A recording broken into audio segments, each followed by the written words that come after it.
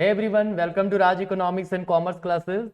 मैं हूं नीरज कुमार और आज आ गया हूं मैं आप लोगों के बीच इंडियन इकोनॉमी का नेक्स्ट वीडियो को लेकर के, जिसमें डिस्कस करने वाले हैं about importance of agriculture in Indian economy and features of agriculture in India. ठीक है, मतलब क्या इंपॉर्टेंस है भाई, क्यों जरूरी है हमारे देश में, इंडिया में क्या कंट्रीब्यूट करता है एग्रीकल्चर। ठीक है, उन सब चीजों के बारे में समझेंगे।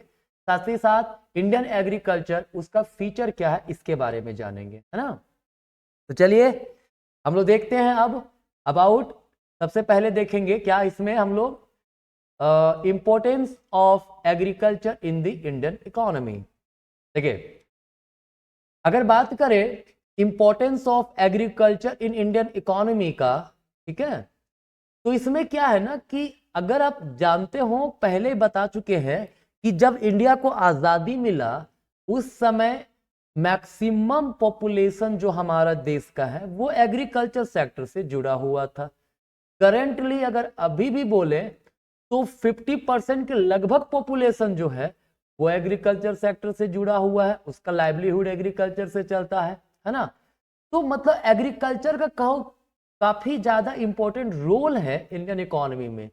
वो कौन कौन से रोल हैं उनके बारे में हम लोग डिस्कस करते हैं वन बाय वन। सबसे पहली बात है कंट्रीब्यूशन टू जीडीपी, है ना। कहता है इंडियन एग्रीकल्चर का जीडीपी में क्या कंट्रीब्यूशन है उसके बारे में देखेंगे, है ना। अगर हम ध्यान से देखें तो जब इंडिया आजाद हुआ था, ठीक है, तो उस समय लगभग 50% जो नेशनल इनकम इंडिया का बनता था वो एग्रीकल्चर सेक्टर से आता था, जो लगातार डिक्लाइन करता चला गया।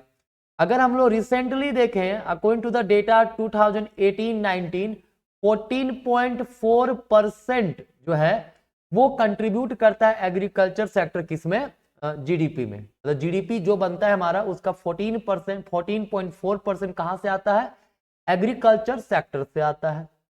ठीक है, याद रखिएगा 1950 के समय लगभग 51% कंट्रीब्यूशन था। 1950-51 के समय कितना कंट्रीब्यूशन था, 51%। मतलब जीडीपी में एग्रीकल्चर का कंट्रीब्यूशन कंटिन्यूअसली फॉल किया है। इसका यह मतलब नहीं है कि एग्रीकल्चर खराब हो गया है ना। इसका यह मतलब है कि बाकी जो सेक्टर्स हैं, इंडस्ट्रियल सेक्टर, सर्विस सेक्टर, वो कंट्रीब्यूट ज्यादा करने लगे। ठीक है, उसके बाद पहला पॉइंट हो गया हमारा कंट्रीब्यूशन टू जीडीपी। अगर नेक्स्ट बात करें supply of wage good, wage goods का मतलब होता है essential necessary goods like wheat, rice, pulse, maize, bajra, oil seed, ये सब चीजें। ठीक है, कहता है इंडिया में एग्रीकल्चर सेक्टर एक ऐसा सेक्टर है जो सारे बेसिक नीड जो फूड ग्रेन्स है ना उसका प्रोडक्शन करता है। वो इंडिया का लगभग 140 करोड़ पीपल जो है, यहाँ पे ये पुराना डेटा लिखा हुआ है 121 करोड़, है ना। एग्रीकल्चर सेक्टर जो है 140 प्लस करोड़, 140 करोड़ प्लस जो लोग हैं इंडिया के, उनको एग्रीकल्चर प्रोवाइड करता है क्या, wage good like wheat, rice, pulse, maize, bajra. मतलब इन सब चीजों के प्रोडक्शन में हम सेल्फ डिपेंडेंट है, किसी दूसरे कंट्री पे डिपेंड नहीं करना पड़ता है। ठीक है, ये काफी इंपॉर्टेंट फैक्टर है भाई इंडियन एग्रीकल्चर का। और क्या है, सोर्स ऑफ एम्प्लॉयमेंट, है ना। इंडिया में मैंने कहा अभी भी लगभग 50% पॉपुलेशन, है ना, 50 से कुछ कम है लेकिन लगभग 50% पॉपुलेशन करंट में अभी भी वो एम्प्लॉयमेंट का सोर्स उसके लिए क्या है, एग्रीकल्चर है। उनका ऑक्यूपेशन क्या है, एग्रीकल्चर है। ठीक है, भले ही जीडीपी में कंट्रीब्यूशन एग्रीकल्चर सेक्टर का बाकी सेक्टर से कम है, लेकिन अभी भी एम्प्लॉयमेंट का मेन सोर्स जो है वो एग्रीकल्चर सेक्टर ही है। ठीक है, इसके अलावा सप्लाई ऑफ रॉ मटेरियल, कहता है बहुत सारे इंडस्ट्रीज जो हैं वो डिपेंड करते हैं एग्रीकल्चरल प्रोडक्ट पे। उनका जो रॉ मटेरियल कहां से आता है, एग्रीकल्चर सेक्टर से। जैसे टेक्सटाइल इंडस्ट्री में कॉटन कहां से आता है, कॉटन तो एग्रीकल्चर सेक्टर से है। ठीक है, तो बहुत सारे इंडस्ट्रीज हैं जो डिपेंड करते हैं एग्रीकल्चर सेक्टर पे। तो एग्रीकल्चर जो है वो किस रूप में वर्क करता है, as a source of raw material. Clear. Next बात करें source of demand for industrial good, कहता है बहुत सारे इंडस्ट्रियल गुड्स हैं लाइक जैसे ट्रैक्टर है, राइट। तो ट्रैक्टर का जब प्रोडक्शन हुआ, मतलब इंडस्ट्री ट्रैक्टर बना दिया, ठीक है, तो उसका डिमांड कौन करेगा? एग्रीकल्चर सेक्टर के लोग ही करेंगे। अगर एग्रीकल्चर सेक्टर अच्छा रहेगा ही नहीं तो वो लोग कहां से डिमांड करेंगे ट्रैक्टर का, ठीक है। तो ऑब्वियस ही बात है, बहुत सारे इंडस्ट्रियल गुड्स हैं लाइक ट्रैक्टर वगैरह, मशीन्स वगैरह, जिसका डिमांड इंडस्ट्री मतलब एग्रीकल्चर सेक्टर के द्वारा किया जाता है, ठीक है। और इंडिया में एग्रीकल्चर अच्छा खासा होता है तो इन इंडस्ट्रियल प्रोडक्ट का भी डिमांड अच्छा खासा होता है। क्लियर? और क्या इंपॉर्टेंस है? Contribution to international trade. कहता है इंटरनेशनल ट्रेड की भी बात करें ना तो काफी ज्यादा कंट्रीब्यूट करता है इंडिया, अपने इंडिया का एग्रीकल्चरल प्रोडक्ट। अरे जिस समय शुरुआत में जब वास्को डी गामा इंडिया आए थे, या फिर जो हमारा क्या बोलते हैं ब्रिटिशर्स लोग जब इंडिया आए, ठीक है, उनका मेन पर्पस तो क्या था? इंटरनेशनल ट्रेड ही तो था, है ना। तो कहता है इंडिया का इंटरनेशनल ट्रेड शुरुआत से काफी ज्यादा मजबूत रहा है, काफी ज्यादा नामी इंटरनेशनल ट्रेड, मतलब यहाँ के ट्रेड बहुत ही नाम था उसका, ठीक है। तो कहता है अगर हम ध्यान से देखें तो 1819 का डेटा कहता है जो इंडिया का एक्सपोर्ट है उसमें 11.76% कंट्रीब्यूशन जो है वो एग्रीकल्चर सेक्टर का, ठीक है। जिसमें जनरली इंडिया क्या बेचता है? T, jute, tobacco, coffee, spices, ठीक है, ये मसाला वगैरह है ना, ये सब चीजें का एक्सपोर्ट इंडिया करता है। इससे क्या होता है? फॉरेन एक्सचेंज मिलता है। जब हम लोग इंडिया मान लो अमेरिका में बेचें तो अमेरिकन डॉलर हमें मिलेगा, ठीक है। वो उसका हम लोग यूज किस चीज में कर सकते हैं? हमें अगर किसी चीज का नीड हो, हम डिफेंस इक्विपमेंट खरीदना चाहते हैं, ठीक है, तो वो डॉलर दे करके हम लोग उसको आसानी से खरीद सकते हैं। क्लियर है? तो ये हुआ हमारा। नेक्स्ट और क्या है? Contribution to domestic trade. कहता है जो डोमेस्टिक ट्रेड होता है ना उसमें भी एग्रीकल्चर काफी इंपॉर्टेंट रोल प्ले करता है। मतलब कंट्री के अंदर भी ट्रेड में बहुत बड़ा हिस्सा किस चीज का होता है? एग्रीकल्चरल प्रोडक्ट का, है ना। जैसे हम लोग राइस वगैरह का प्रोडक्शन सबसे ज्यादा कहाँ? वेस्ट बंगाल वगैरह, यूपी वगैरह में होता है, ठीक है। तो वहां से अच्छा खासा हम लोगों के पास आता है, मतलब ट्रेड होता है पूरे देश के अंदर भी, ठीक है। हरियाणा, पंजाब, ये इन जगह पे वीट का प्रोडक्शन बहुत अच्छा खासा होता है, वहां से क्या होता है? वीट पूरे इंडिया में ट्रेड होता है, ठीक है।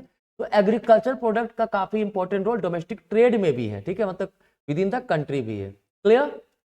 नेक्स्ट है सपोर्ट टू ट्रांसपोर्ट इंडस्ट्रीज। कहता है जो ट्रांसपोर्ट इंडस्ट्रीज हैं लाइक रेलवे हो गया, ठीक है, या किसी भी तरह का रोडवेज वाला हो गया, है ना, ये एग्रीकल्चर जो होता है ना, एग्रीकल्चरल एक्टिविटी बढ़ने से रोड ट्रांसपोर्टेशन का इंपॉर्टेंस भी बढ़ जाता है, ठीक है। तो उन सबको भी बहुत अच्छा खासा फायदा होता है। क्लियर?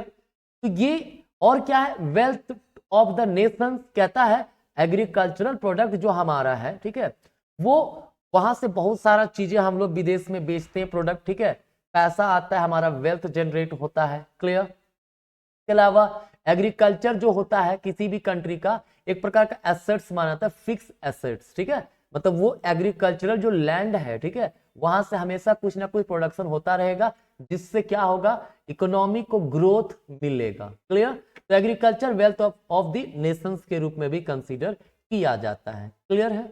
तो ये सारी चीजें था importance of agriculture in India, ठीक है। तो अब बात कर लेते हैं फीचर्स क्या है। इंपॉर्टेंट आने की बहुत इंपॉर्टेंट है भाई, agriculture sector is very important for Indian economy, right. अब क्या है, इसके क्या फीचर्स हैं, इंडियन एग्रीकल्चर का फीचर जानेंगे तो पता चलेगा। सबसे पहला लो प्रोडक्टिविटी। प्रोडक्टिविटी काफी कम है, रीजंस काफी ज्यादा चीजें हैं, प्रॉब्लम्स क्या है वो आगे डिस्कस करेंगे, बट शॉर्ट में जान लीजिए इंडियन एग्रीकल्चर का लो प्रोडक्टिविटी होने के का मेन कारण है कि अभी भी हम लोग ट्रेडिशनल टेक्निक से प्रोडक्शन करते हैं, मॉडर्न टेक्नोलॉजी का इस्तेमाल हर कोई नहीं कर पाता, क्योंकि पुअर फार्मर्स जो होते हैं, ठीक है, एक्चुअली फार्मर्स में क्या है ना, मेनली बहुत ज्यादा पॉपुलेशन ऐसा जो पुअर है, तो वो लोग अफोर्ड नहीं कर पाते हैं एक्सपेंसिव मशीनरीज का, ठीक है। तो जिसके कारण अब अच्छा टेक्नोलॉजी यूज नहीं किए, फर्टिलाइजर्स का यूज नहीं कर पा रहे, अच्छे किस्म का बीज का मतलब इस्तेमाल नहीं कर पा रहे, तो प्रोडक्टिविटी तो कमजोर ही रहेगा ना, है ना। इसको कंपेयर भी किया है, देखिए productivity ton of output per hectare land, per hectare कितना टन का प्रोडक्शन, तो इंडिया में 3.6% है, जबकि जबकि मतलब 3.6 टन जो है वो प्रोडक्शन पर हेक्टेयर होता है। चाइना में वही 6.8, वियतनाम में 5.8, वर्ल्ड एवरेज 4.5 है। ये डेटा 2016 का है, ठीक है, एग्रीकल्चर सेंसस स्टैटिस्टिक 2016। व्हीट का प्रोडक्शन का भी बात करेंगे अगर हम लोग, ठीक है, तो इंडिया में 3.1, चाइना का 6.5, यूके 9.0, वर्ल्ड एवरेज 3.3। मतलब वर्ल्ड एवरेज से भी खराब प्रोडक्टिविटी है इंडिया का। मेज में भी वही कहानी, वर्ल्ड एवरेज 5.6 है, इंडिया का 2.6। तो प्रोडक्टिविटी कहीं ना कहीं इंडिया की खराब है, ठीक है। और क्या फीचर है, दूसरा फीचर है डिसगाइज्ड अनएम्प्लॉयमेंट। इंडिया में जो एग्रीकल्चरल सेक्टर है उसमें डिसगाइज्ड अनएम्प्लॉयमेंट देखने को मिलता है। डिसगाइज्ड अनएम्प्लॉयमेंट का मतलब क्या हो गया, छुपी हुई बेरोजगारी। मतलब एक लैंड है ना, जिसमें ABC काम कर रहा है, ठीक है। अगर यहां से हम लोग B को हटा भी दिए, क्या करें हम लोग, B को अगर हम लोग हटा भी दिए तब भी प्रोडक्शन में कोई फर्क नहीं पड़ा। तो ये जो B है ना, ये जो B हमारा है, ये डिसगाइज्ड अनएम्प्लॉयड है। क्या है, डिसगाइज्ड अनएम्प्लॉयड है, क्लियर। और इंडिया में ये चीज है, जो चीज को मतलब लैंड एग्रीकल्चर सेक्टर में जो चीज को 2 लोग 3 लोग कर सकते हैं, वहां देखिएगा पूरा फैमिली जाके काम कर रहा है। देख के लगता है they are employed, but actually वहां पे कुछ ऐसे लोग होते हैं जो एम्प्लॉयड नहीं होते, उनको हटा भी दें प्रोडक्शन से तो प्रोडक्शन में कोई प्रभाव नहीं पड़ेगा, ठीक है। तो डिसगाइज्ड अनएम्प्लॉयमेंट देखने को मिलता है इंडियन एग्रीकल्चर में, ये एक फीचर हो गया आपका, ठीक है। और क्या फीचर है, डिपेंडेंस ऑन रेनफॉल। मतलब मॉनसून का जुआ कहा जाता है इंडियन एग्रीकल्चर को।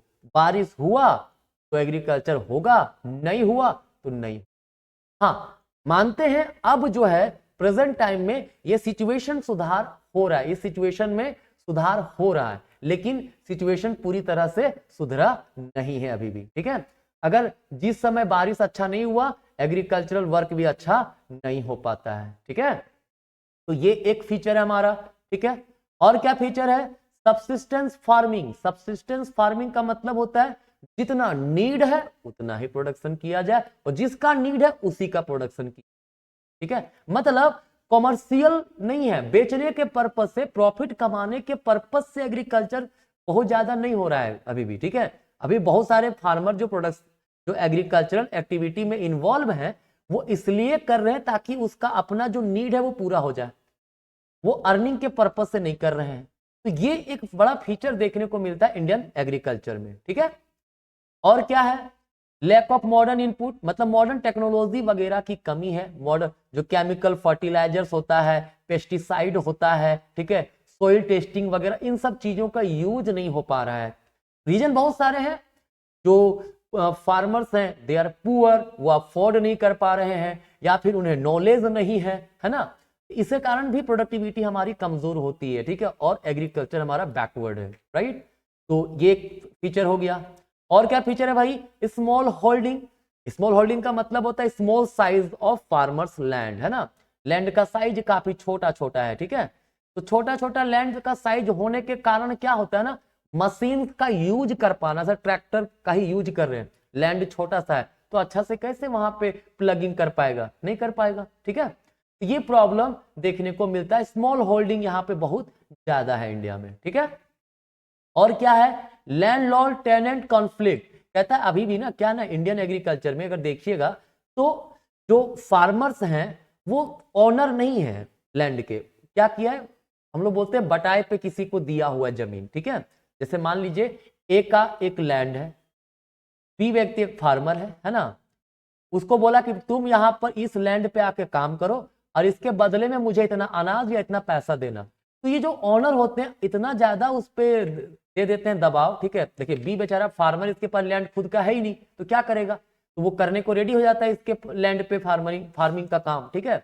और वहां पे क्या होता है, सपोर्ट नहीं मिलता है, सरप्लस काफी कम बचता है, ना के बराबर बचता है, ठीक है। मतलब जितना प्रोडक्शन किया या तो खुद कंजम्पशन में खत्म हो जाता है, या जो बचा वो तो उसको देना पड़ जाता है किसको, ऑनर ऑफ द सोइल के बीच में, ठीक है। इस कारण से ना कॉन्फ्लिक्ट होते रहता है बार बार, इसके कारण भी प्रोडक्शन का वर्क काफी अच्छा नहीं हो पाता है, ठीक है।